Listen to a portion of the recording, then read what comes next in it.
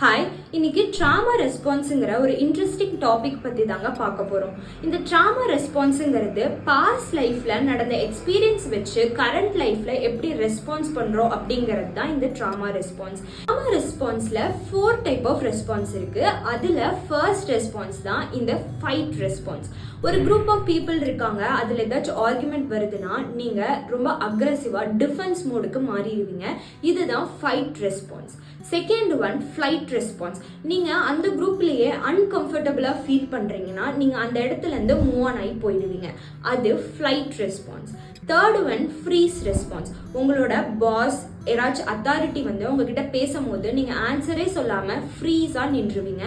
இதுதான் freeze response. ஃபைனலாக PAN response. இந்த ஃபான் ரெஸ்பான்ஸுங்கும் போது நம்ம ஃபைட்டை அவாய்ட் பண்ணிடலாம், தேவையில்லாமல் ப்ராப்ளம் எதுக்குன்னு சொல்லிட்டு உங்கள் மேலேயே தப்பே இல்லைன்னா கூட ஆமாங்க சாரிங்க அப்படின்னு சொல்லிட்டு நீங்கள் ரெஸ்பான்ஸ் பண்ணுவீங்க.